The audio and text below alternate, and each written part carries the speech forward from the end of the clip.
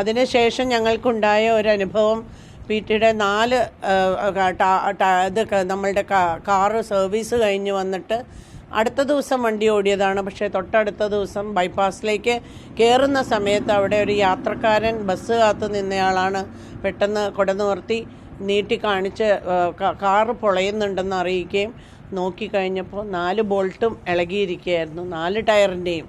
അപ്പോൾ അപായപ്പെടുത്താനുള്ള നീക്കമെന്ന ആശങ്ക അന്ന് വീട്ടിൽ പങ്കുവച്ചിരുന്നല്ലോ, അത് നിങ്ങൾക്ക് എല്ലാവർക്കും ഉണ്ടായിരുന്നല്ലോ. അതെ അതെ അതെ, തീർച്ചയായിട്ടും അങ്ങനെ തന്നെയാണ് നമ്മൾ സംശയിച്ചിരുന്നത്. അതായിരിക്കാം എന്നുള്ളത് പലരും പറഞ്ഞിട്ടുണ്ട്. പക്ഷെ നമ്മൾക്ക് ഉറപ്പാവാത്ത കാര്യങ്ങളൊന്നും നമ്മൾക്ക് പറയാൻ സാധിക്കുകയില്ല.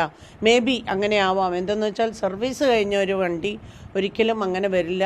അത് ഡബിൾ ചെക്കിംഗ് ഒക്കെ കഴിഞ്ഞ് കഴിഞ്ഞിട്ടാണ് പുറത്തേക്ക് ഇറങ്ങുന്നത് എന്നുള്ളതുകൊണ്ട് ഈ വിവരം അറിഞ്ഞപ്പോൾ തന്നെ ടൊയോട്ടയിലെ ആളുകളെല്ലാവരും ഓഫീസേഴ്സ് ഉൾപ്പെടെ ഇവിടെ വന്ന് ഇതിനെക്കുറിച്ചൊക്കെ വളരെ ഡീറ്റെയിൽ ആയിട്ട് പറയുകയും അവർക്കവിടെ എല്ലാ രീതിയിലും ചെക്കിംഗ് ഒക്കെ നടന്നിട്ടാണ് വന്നിരിക്കുന്നത് എന്നുള്ള സൈനും കാര്യമൊക്കെ ഉണ്ടായിരുന്നു.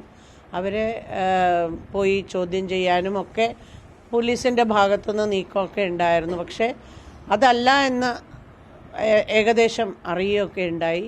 അപ്പോൾ ആരെങ്കിലും അങ്ങനെയുള്ള ശ്രമം നടത്തിയിരുന്നു. ഒരുപക്ഷെ ഇത് അങ്ങനെ വരരുത് എന്നുള്ള ആഗ്രഹിക്കുന്ന ആളുകളായിരിക്കാം എന്ന് ഞാൻ വിശ്വസിക്കുന്നുണ്ട്.